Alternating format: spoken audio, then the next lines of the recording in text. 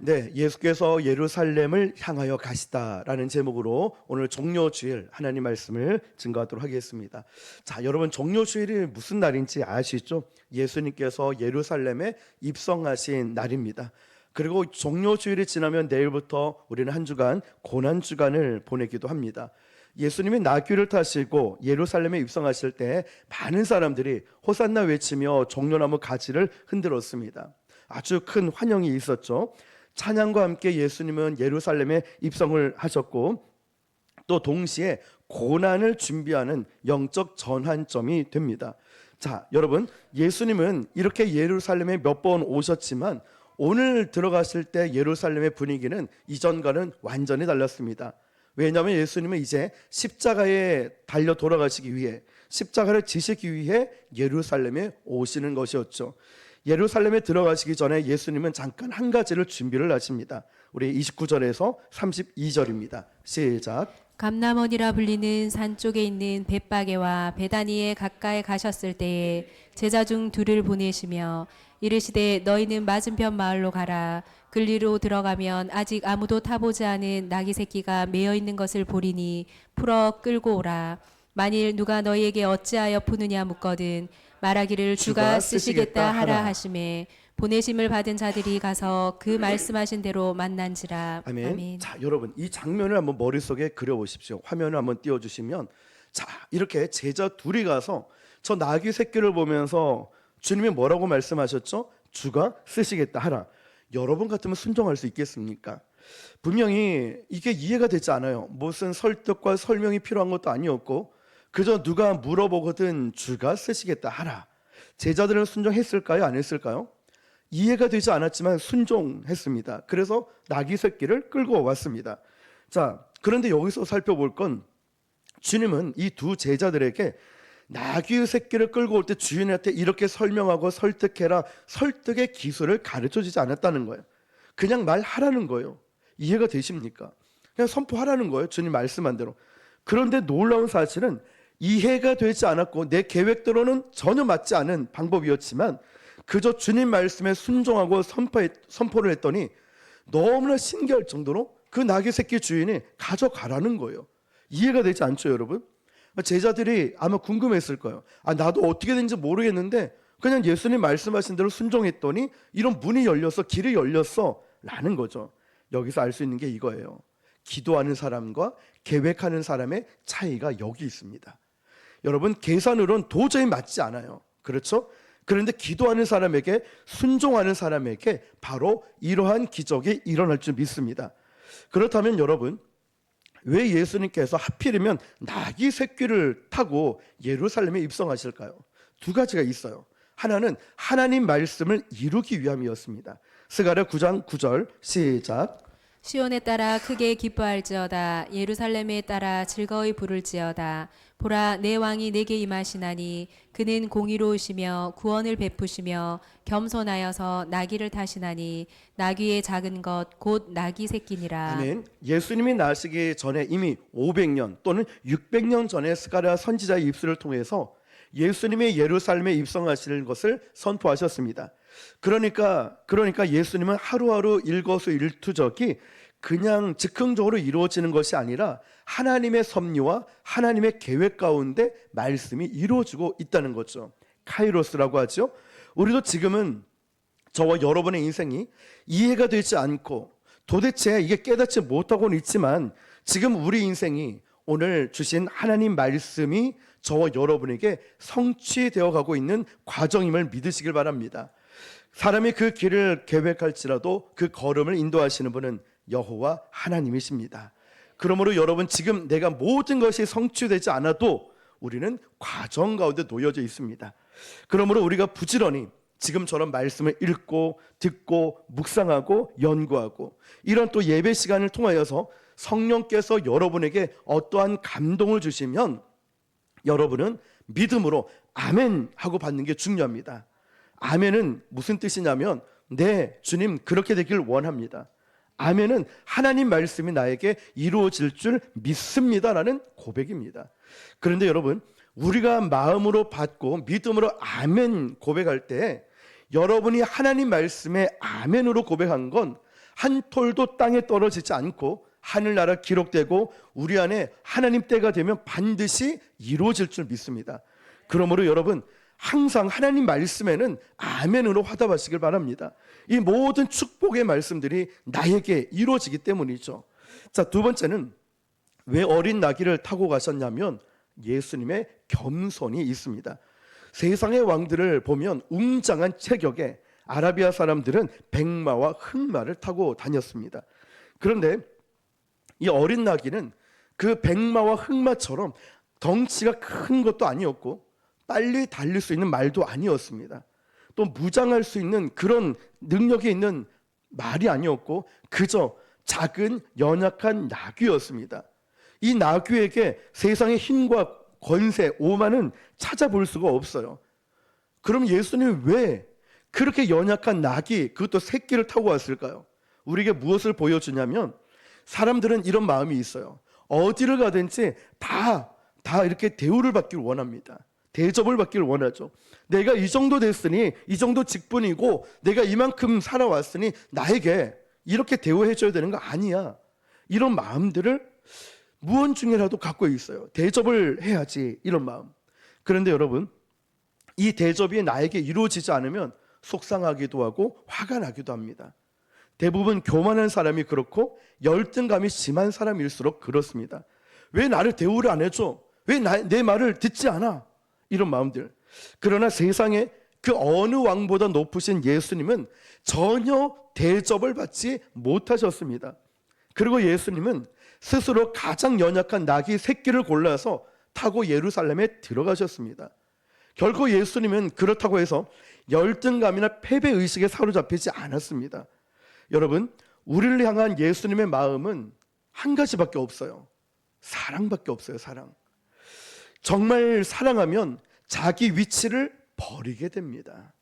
세상의 왕보다 훨씬 높으신 예수님은 세상의 왕이 군림하는 그것을 버리게 돼요. 무엇 때문에요? 사랑 때문에. 여러분, 부모로서 여러분 자녀들, 여러분 자식들을 다 사랑하지 않습니까? 아무리 잘 나가는 부모라 할지라도, 아무리 회사의 사장이고 회장이라 할지라도 집에 들어가서 자식들한테 야, 아빠가 회장이야, 아빠가 사장이야, 너 물 이렇게 말 안 들을까? 물 떠나, 이불 자리 깔아놔, 청소해놔. 그 누구도 자식에게 대접을 받기 원하는 사람은 없습니다. 왜 그럴까요? 기대하지 않아요. 무엇 때문에요? 사랑 때문에. 그 어떤 사람도. 그러니까 여러분, 사랑하니까요, 무조건적으로 예수님께서 저와 여러분을 바라보시면서도 가장 연약한 모습으로 오셔서 내가 널 사랑해, 전부 그것밖에 없다고 말씀하시는 거예요. 예수님은 우리에게 무조건적으로 주시는 사랑이에요. 우리를 파괴하고 정복하고 군림하고 우리를 심판하시는 것이 아니라 하나님은 저와 여러분을 치유하시고 회복하기 원하시고 평화의 왕으로 오신 것입니다. 그런데 여러분, 그 많은 무리들이 예수님이 예루살렘에 나귀 새끼를 타고 오실 때 열광을 하지요. 37절입니다. 시작. 이미 감람산 내리막길에 가까이 오심에 제자의 온 무리가 자기들이 본 바 모든 능한 일로 인하여 기뻐하며 큰 소리로 하나님을 찬양하여. 아멘. 엄청난 군중들이 이 당시 예루살렘에 밀집해 있었습니다. 역사학자들은 이 당시 몇 사람이 모였나 조사를 할 때 200만에서 270만이라고 해요. 그러면 그 숫자가 우리 부산의 인구가 300만이 넘었잖아요, 훨씬. 그런데 이 부산 인구의 예를 들어 한 3분의 2 정도가 예루살렘 안에 밀집해 모여 있었다는 겁니다. 그들이 모두 예수님의 행하신 일들로 인하여서 예수님을 기대하고 예수님을 환영하고 예수님을 보고 싶어가지고 인산인해를 이뤘다는 거예요. 그리고 예수님 소문이 쫙 펴졌거든요. 죽은 나사로를 살렸다, 눈먼 봉사를 눈뜨게 했다, 귀먹은 우리가 귀가 열렸다. 수많은 기적들을 바라보면서 마침내 예수님은 전국구 슈퍼스타가 돼버린 거예요. 예수님을 보려고 인산인해로 이루고 그들은 환영을 합니다. 이렇게 38절 시작. 이르되 찬송하리로다 주의 이름으로 오시는 왕이여 하늘에는 평하여 가장 높은 곳에는 영광이로다 하니. 아멘. 여러분, 이 백성들이 원하는 이 기대가 이 말씀에 다 있는데요. 그들은 그냥 몇 번씩 나라가 무너지고 외세 침략으로 고통을 당했었습니다. 그래서 지금은 로마 식민지에 이 노예 같은 이런 식민지 생활을 하고 있지만, 그래도 구약에 약속된 다윗 왕과 같은 그런 정치적인 메시아로 예수님을 바라보고 기다리고 있었습니다. 마태복음에 보면 예수님을 환영할 때 호산나 호산나 외쳤고 그들을 환영했다고 합니다. 호산나라는 뜻이 화면을 보시면 영어로 Save us now라고 합니다. 자, 다른 건 둘째치고 now라는 걸 보면 이게 그냥 Save us now라고, 이 뜻은 뭐라고 되어 있죠? 한글로 시작. 지금 우리를 구원하소서. 여러분, 보통 같으면 구원해 주십시오, 나를 구원해 주십시오 이럴 텐데 now라고 되어 있어요. 지금이란 거, 지금. 마음이 급해진 거예요. 예수님이 오셔서 이제 막 엄청난 일들이 일어날 거예요. 그러니까 지금 구원해 주십시오. 그런데 이들이 원하는 구원은 어떤 구원이었죠? 정치적인 구원이었다는 거예요. 로마의 압제로부터 그냥 해방되는 정치적인 해방을 지금 원하고 있다는 거예요. 우리도 이런 식으로 기도하지 않습니까? Save us now. 하나님, 지금 개입해 주십시오. 하나님, 지금 고쳐 주십시오. 하나님, 지금 내 방법대로 응답해 주시고, 지금 하나님 물꼬를 좀 퍼주시고, 물질의 복을 주시고, 하나님 내가 싫어하고 이거 미워하는 저 사람 빨리 좀 망하게 해주시고, 자꾸만 지금 내 방법대로 하나님을 움직이려고 합니다. 그리고 하나님이 내 방법과 내 계획대로 지금 움직이지 않으시면 우리는 시험 들죠. 여러분, 너무 조급해하지 마십시오. 하나님은 저와 여러분을 사랑하십니다. 하나님을 사랑하시면서 우리의 삶을 만지시고 우리를 축복하십니다. 그리고 내 계획이 아니라 하나님의 계획대로, 하나님의 시간표대로 우리를 인도해 주실 것입니다. 혹시 여러분 마음속에 급한 마음이 있습니까? 지금 이것을 해 주십시오, 이 마음이 있다면 좀 가라앉으십시오. 릴렉스하게 가라앉혀 보세요. 잠시만. 그리고 어려울 때일수록 간절한 마음으로 잠잠히 하나님을 바라보십시오. 하나님, 제가 너무나 급합니다. 너무 힘이 듭니다. 외롭고 아픕니다. 자, 이 마음일수록 잠잠히 고개를 들고 하나님을 바라보세요. 하나님이 나에게 뭐라고 말씀하시는가 귀를 기울여 보십시오. 내가 원하는 하나님이 아니라 하나님 자체를 우리가 원하는 것, 내 계획대로 되는 것이 아니라 하나님의 임재로 충만하게 되는 것, 그게 우선순위. 먼저 그 나라, 하나님 나라를 구하는 것. 잘못된 예배를 드리는 유형이 바로 이거예요. 자기 입맛에 맞게 하나님께 영광 올려드려요. 기분 좋을 때, 기분 나쁠 때. 또 두 번째 유형은 39절에 나오죠. 시작. 무리 중 어떤 바리새인들이 말하되 선생이여 당신의 제자들을 책망하소서 하거늘. 바리새인들, 이 군중들이 막 예수님을 보고서 열광하니까 화가 난 거예요. 왜 화가 난지 아십니까? 예수님의 제자들을 시켜가지고 이 무리를 선동하고 있다 생각해요. 아시죠, 여러분? 예수님은 그런 적 없으세요. 예수님이 제자들에게 시킨 적도 없으세요. 그런데 왜 바리새인이 그 생각했을까요? 항상 바리새인들의 수준이 고만고만한 거예요. 자기 수준에서 바라보니까 나도 그랬고 바리새인들이 그랬고 하니까 예수도 저랬을 거야. 그냥 자기 수준에서 예수님을 본 거예요. 여러분, 기억하십시오. 예수님을 나의 수준으로 보면 안 됩니다. 영혼이 건강하지 못한 사람은요, 예배를 드릴 때 막 화를 내는 거예요. 누구처럼요? 가인처럼. 아벨이 자신의 삶을 드리고 제사를 드렸을 때 자기 예배가 연락되지 않은 것 때문에 가인은 화를 내요. 분을 내요. 그러면서 아벨을 죽여버리죠. 향유 옥합을 깨뜨렸던 이 여인을 바라보면서 화를 냅니다. 누가요? 가룟 유다가. 자기는 그렇게 하지 못하니까 어려운 사람, 가난한 사람 도와주면 될 텐데 왜 허비하고 낭비하고 있느냐. 영혼이 건강하지 못한 사람은 예배를 드리면서도 화를 내요. 분노가 있어요, 마음속에. 왜 그럴까요? 내 영혼이 병들어 있으니까. 하나님을 하나님으로 알아보지 못해서 예수님이 이렇게 말씀하시죠. 40절 시작. 대답하여 이르시되 내가 너희에게 말하노니 만일 이 사람들이 침묵하면 돌들이 소리 지르리라 하시니라. 아멘. 백성들이 예수님은 호산나 호산나 외치고 종려나무 가지를 막 흔들고 있으니까 저들을 좀 막아달라 그렇지만 예수님은 막을 수도 없고 또 막지도 않으셨습니다. 이게 왜냐하면 주님이 인기를 탐내서 그런 거 아니에요. 그냥 예수님이 이걸 좋아해서 그런 것이 아니라 예수님은 찬양받기에 합당하신 분이시기 때문에 그래요. 우리가 때론 이런 거 있죠. 잘 모르는 찬양을 할 때도 있고 내가 그 모르지만 막 찬양을 따라 부를 때도 있잖아요. 우리 성도님들은 너무너무 찬양하는 게 은혜스럽다 했잖아요. 제가 여러분들 보면서 힘을 낸다고. 자, 이런 것처럼 잘 몰라도 우리 성도님은 따라 부르고 때로는 은혜를 못 받는 것 같아요. 그런데도 열심히 따라 부르셔요. 그런데 이것도 찬양이라는 거예요. 왜냐? 우리가 찬양하지 않아도 저 돌들로 주님을 찬양하게 만들 거예요. 그것은 찬양의 기준이 주님 앞에 합당하게 드려져야 할 찬양이기 때문에 그런 거예요. 그래서 그들이 아직 예수님이 자기들이 원하는 정치적인 메시아로서가 아니라 그들의 영혼을 구원할 주님으로 모른다 할지라도 그들의 입에서 나오는 찬양은 주님이 받기에 합당하신 찬양이었습니다.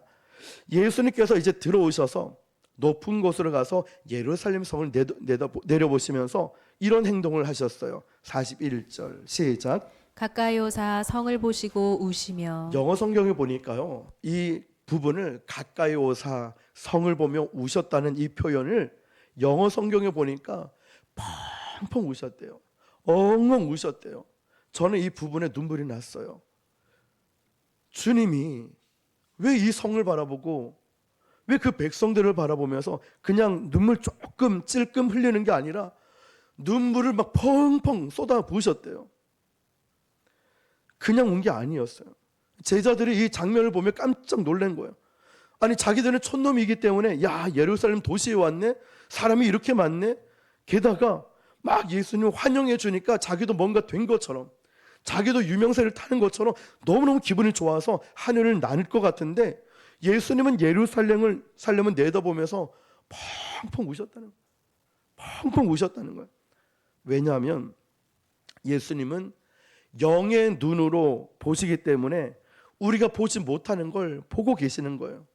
마찬가지로 우리가 성령 충만해지면 겉보기로 보지 않고 영의 눈으로 보게 됩니다. 여러분 기도하시는 분들 계시잖아요. 영적으로 보는 분도 계시죠. 늘 그분들의 말씀을 들어보면 목사님 기도해야 될 때입니다. 목사님 우리가 지금 말씀으로 깨어 있어야 됩니다. 목사님 지금 하나 될 때입니다. 기도하시는 분들의 말씀을 들어보면 너무 귀해요. 영적으로 보기 때문에 그래요. 육적으로 보는 것이 아니라. 지금 예루살렘 성에는 막 축제 분위기예요. 즐거운 분위기인 거예요. 근데 예수님 반대로 뭐 하고 계셨어요? 울고 계셨다는 거예요. 여기서 알 수 있는 게 이거예요. 우리가 겉으로 드러난 오늘의 현상이 좋으면 다가올 미래의 끔찍함을 잘 깨닫지 못해요. 엊그제도 전도하러 가면서 만난 그분이 천국에 관심도 없고 죽으면 끝이지 않느냐. 아유, 이대로 살다 죽으면 되지. 우리는 알잖아요. 천국과 지옥이 있다는 것. 예수를 믿어야 구원받는 거 알잖아요. 그분들은 다가올 미래를 알지도 못하고 깨닫지도 못하니 지금이 중요하지. 자, 여러분, 인간은 한치 앞도 내다보지 못해요. 언제 아플지, 언제 재산을 잃을지, 언제 이런 힘든 일이 다가올지 우리는 한치 앞도 몰라요. 예수님은 그 영적인 본질을 꿰뚫어 보시고 지금 쾌락에 취해 있는 자들을 향해 울고 계십니다. 오늘 본문은 우리에게 주는 메시지가 참 큽니다. 우리 주님은 우리에게 소망을 주시고 비전을 주시고 미래를 주시는 분이신데요. 그런데 중요한 게 이거예요. 이거는 예수님을 제대로 만난 사람만이 알 수 있다는 거예요. 예수님을 제대로 만나니 소망이 생기고 힘이 생기고 비전이 생긴다는 거예요. 반대로 예수님을 제대로 인식하지 못하면 이런 영적인 무지함 가운데 살아가게 되는 것입니다. 그 당시 예루살렘 사람들을 보면요, 성경 말씀도 알았어요. 예배도 드렸어요. 종교적 관습도 있었습니다. 그런데 중요한 게 이거예요. 이런 종교적 열심을 가졌다고 되는 게 아닌 거예요.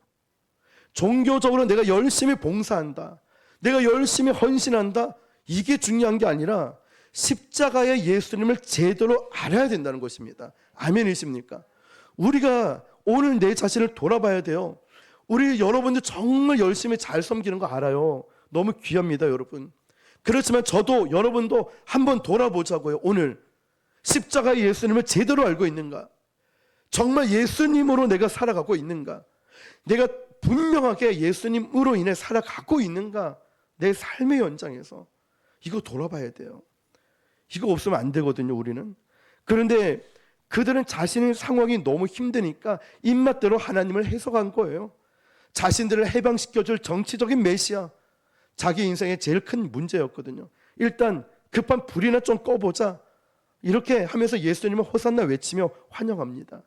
그러나 예수님의 십자가는 그런 것이 아니었습니다. 결국 호산나를 외쳤던 이 군중들은요, 며칠 지나지 않아서 저 바나바를 풀어주고 저 예수를 십자가에 못 박으소서, 바나바를 풀어주고 저 예수를 십자가에 못 박으라는 광분하는 폭도가 되어버려요. 예수님을 진짜로 제대로 만나지 않으면 언제 어떻게 우리도 변할지 몰라요. 예수님을 분명하게 내가 고백하지 않으면 내가 언제 저 폭도들처럼 될지 몰라요. 평화의 왕으로 예루살렘에 오신 예수님은 이제 바로 성전으로 직행하십니다. 예수님은요, 성전을 너무너무 좋아하고 사랑하셨어요. 예수님이 아기일 때도 부모님이 예수님을 데리고 성전에 가셨고, 청소년기 때도 부모와 헤어져서 성전에서 말씀 공부를 하셨고, 늘 예수님은 성전을 좋아하셨어요. 그리고 예수님의 사역은 항상 성전 중심으로 이루어졌습니다.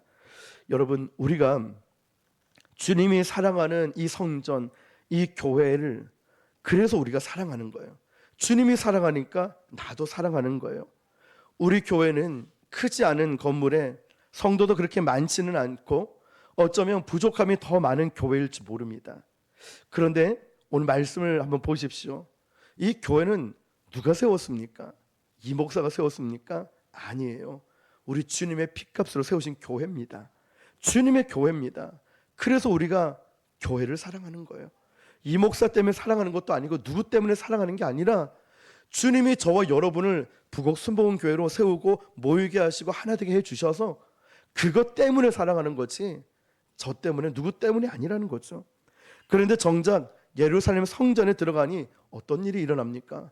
예수님이 불같이 분노하십니다. 45절, 46절 시작. 성전에 들어가사 장사하는 자들을 내쫓으시며 그들에게 이르시되 기록된 바 내 집은 기도하는 집이 되리라 하였거늘 너희는 강도의 소굴을 만들었도다 하시니라. 아멘. 여러분, 이 당시 배경을 좀 볼 필요가 있는데요. 성전에서 제사를 드리기 위해서 6월절 되면 다 모였죠. 아까 말씀드린 대로 얼만큼 모였냐면 역사학자들은 200만에서 270만 가까운 사람들이 내리셔도 됩니다. 모였습니다. 전국에서 사람들이 많이 모여서 성전에 들어가서 제사를 드려야 되는데, 근데 이들은 뭘 했냐면 성전세를 내야 된다는 거예요.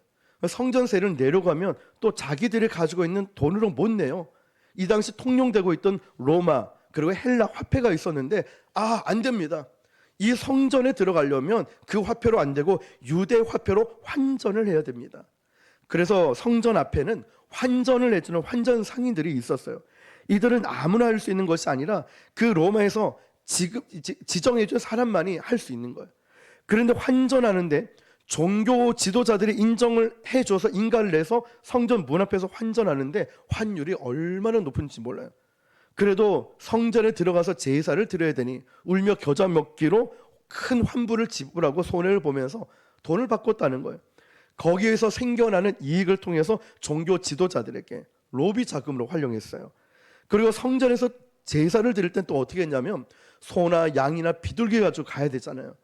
그런데 또 순례자들이 자기네 집에서 소나 양이나 비둘기 가져오면 또 뭐라고 하냐면 그걸로 안 됩니다. 종교 지도자들이 불결하다, 이건 문제가 있는 거다, 그걸로 안 되니까 자 저기 가서 바꿔서 오라는 거야. 바꿔서. 그러니까 이런 식으로 엄청난 이익을 남긴 남긴 이제 성전에 환전을 하는 이 사람들은요, 200만 명이나 넘는 엄청난 순례자들을 통해서 이익을 챙기게 되고 그 이익을 가지고 종교 지도자들에게 또 로비를 하게 되는 거였어요. 역사학자들에 의하면은 이 6월절의 명절 때가 되면 성전, 이 예루살렘 안에 성전 마당에는 북새통을 이룬 거예요. 엄청난 인파 아닙니까? 200만 명 넘는 사람, 돈을 주고 팔고 소와 양을 바꾸기도 하고 이런 일들이 일어나니까 그냥 돗대기 시장이 돼버린 거예요. 난장판이 된 거예요. 예수님은 바로 이 광경을 보신 거예요. 분노하신 거예요. 장사하는 상을 다 뒤엎어버리고 장사하는 자를 다 내쫓아 버렸어요. 그리고 예수님이 이렇게 말씀하시죠. 내 집은 만민이 뭐 하는 집이죠? 기도하는 집이라. 그런데 너희는 무엇을 만들고 있어요? 강도의 소굴로 만들었다는 거예요. 예수님이 이 광경을 보고 하시는 거예요. 이 억울한 일을 당해도 예수님은 다 어떤 것도 다 참고 인내해 오셨는데 성전에서 더럽히는 일, 성전에서 불길한 일, 성전에서 일어나는 일만큼은 예수님이 참지 않고 분노하셨다는 거예요. 이게 무슨 말일까요? 그만큼 예수님은 교회를 사랑하신다는 거예요. 여러분, 교회의 거룩을 그만큼 중요하게 여기는 거예요.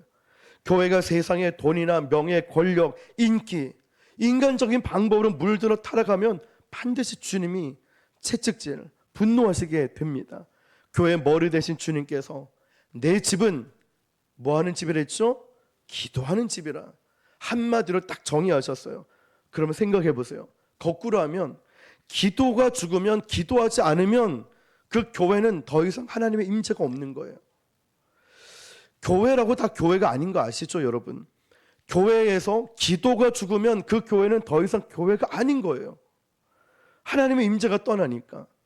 교회는 하나님께 기도하는 것이고 하나님과 교제하는 것이 교회입니다. 이사야 56장 7절입니다. 시작. 내가 곧 그들을 나의 성산으로 인도하여 기도하는 내 집에서 그들을 기쁘게 할 것이며 그들의 번제와 희생을 나의 제단에서 기꺼이 받게 되리니 이는 내 집은 만민이 기도하는 집이라 일컬음이 될 것입니다. 아멘. 여러분, 오늘 이 말씀을 보면서 우리 모두가 도전을 받고 마음의 뜨거움이 있었으면 좋겠습니다. 하나님, 이 말씀을 통해 우리 교회가 기도하는 교회가 되게 하시고 그 기도가 불같이 일어나게 하여 주십시오. 하나님의 교회인 우리 교회가 기도하지 않는다면 거기는 더 이상 하나님의 임재가 없는 거예요. 교회만 그럴까요? 나도 마찬가지예요. 나도 기도하지 않으면 하나님의 임재가 없어요. 이러면 끝나는 거예요. 하나님의 교회가 기도할 때 비로소 하늘 문이 열리고 하나님의 임재가 가득하고 하나님의 능력이 나타나는 것입니다. 오늘날 교회에서 보면 많은 일을 해요. 그리고 회의도 많이 합니다. 근데 왜 능력이 나타나지 않을까요? 기도하지 않으니까. 교회에 왜 자꾸만 이런저런 말이 많고 은혜가 떨어질까요? 기도하지 않으니까. 기도하지 않으니까. 교회가 왜 자꾸 부흥이 일어나지 않습니까? 기도하지 않으니까. 목숨 걸고 기도해야 되는데 기도하지 않아요. 말은 잘하죠. 우리가 기도합시다, 기도해야 됩니다. 정작 기도의 자리는 많지가 않아요. 교회가 분열되고 시끄러운 이유가 뭘까요? 목숨 걸고 기도하지 않으니까.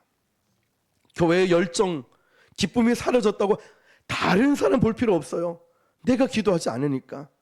왜 자꾸 비판하고 불평이 많아질까요? 기도하지 않으니까. 기도하지 않으니까. 다른 사람 볼 것, 다른 교회 볼 것 없이 나만 봅시다. 우리가 내 자신, 이 목사, 저도 제 자신을 보는 거예요. 결단하고 고백할 때가 된 것 같아요. 여러분, 기도하면 큰 문제도 작은 문제가 되고요. 기도 안 하면 작은 문제도 큰 문제가 돼버려요. 그래서 2000년 전이나 지금이나 교회나 가정이나 또 기업이 살아나기 위해서 핵심은 어디에 있느냐? 기도에 있습니다. 같이 기도하고 함께 기도하고 목숨 걸고 기도하고, 기도해야 교회가 깨끗해지고 기도해야 교회가 거룩해집니다. 기도해야 마귀가 떠납니다. 교회가 실수 좀 많으면 어떻습니까? 괜찮습니다. 완벽한 사람 어디 있어요? 찬양팀 실수하고 음정 박자 좀 틀리면 어떻습니까? 괜찮습니다. 하나님이 원하시는 게 뭘까요? 우리 성도들이 한 마음 한 뜻이 되어서 서로 사랑하는 것이죠. 그리고 가슴을 치며 주님, 제가 죄인입니다. 주님, 저 때문입니다. 제가 교만했고 제가 기도하지 않았습니다. 이 한 사람의 회개 소리가, 한 사람의 그 눈물의 기도가 하나님이 기뻐 받으시고 우리의 문제들을, 우리를 회복시켜 주시는 능력이 나타날 줄 믿습니다. 사랑하는 성도 여러분, 내일부터 우리는 고난주간 특별 새벽 기도가 시작됩니다. 벌써부터 힘든 부담이 느껴지는 분도 계시죠. 난 새벽에 절대 못 일어나. 저도 마찬가지예요. 또 보십시오.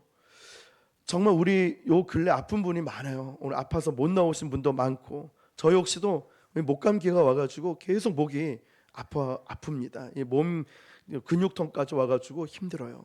그런데 여러분, 또 한 주간 우리 특별 새벽기도 해야 되잖아요. 기쁜 마음으로 주님 바라보고 감당하자고요. 일어나기 힘들다, 피곤하다, 다 똑같아요. 그런데 더 중요한 부르심이 있잖아요. 기도해야 될 때라는 것. 내가 기도하지 않으면 안 된다는 것. 여러분, 다른 사람 아니에요. 나예요.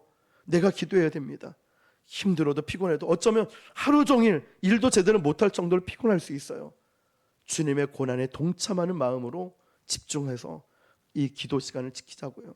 힘들 때 주님 생각하는 거예요. 피곤할 때 주님 생각하는 거예요. 아플 때 주님 생각하는 거예요. 그게 바로 주님과 동행하는 자거든요.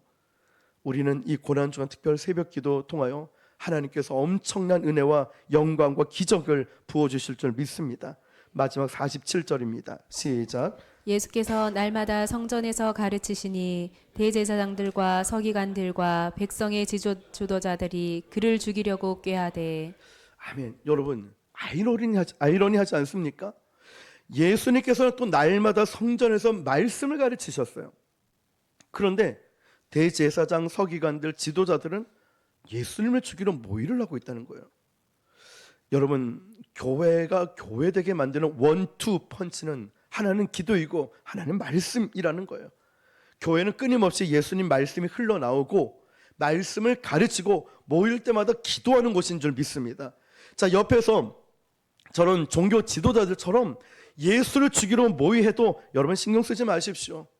우리가 말씀과 기도로 무장하고 그 본질에 집중할 때 마귀의 세력들이 설쳐도 상관없습니다. 결국 승리하는 사람은 말씀과 기도로 무장한 사람이기 때문이죠. 여러분, 우리가 뭔가 잘못된 것 같다 자꾸만 이게 느껴진다면 내가 비본질적인 것에 집중했기 때문이에요. 왜 자꾸만 이쪽으로 갈까? 왜 자꾸 잘못된 길일까? 비본질, 십자가의 복음 앞에 우리가 서야 우리가 올바른 길로 가게 될 줄 믿습니다. 그것은 기도와 말씀 회복입니다. 지금 우리가 총력을 기울여서 집중해야 될 것이 기도와 말씀입니다. 고난주간 특별 새벽 기도뿐만 아니라 우리 교회에서 일어나는 여러 가지 일들 기도하시는 분은 알 거예요. 기도해야 될 때라는 거야. 아프죠? 육신의 질병, 영적인 병, 자꾸 여러 가지 일들 볼 때마다 기도와 말씀에 총력을 기울일 때구나. 나라를 바라보면서도 우리가 기도와 말씀에 집중하고 기도해야 될 때이구나. 여러분, 다시 한번 우리 모두가, 저부터가 깨어지고 우리 모두가 본질에 집중하는 교회가 되어서 정말 주님을 기쁘시게 하고 사도행전적 그런 교회가 될 수 있기를 주님의 이름으로 축원합니다. 기도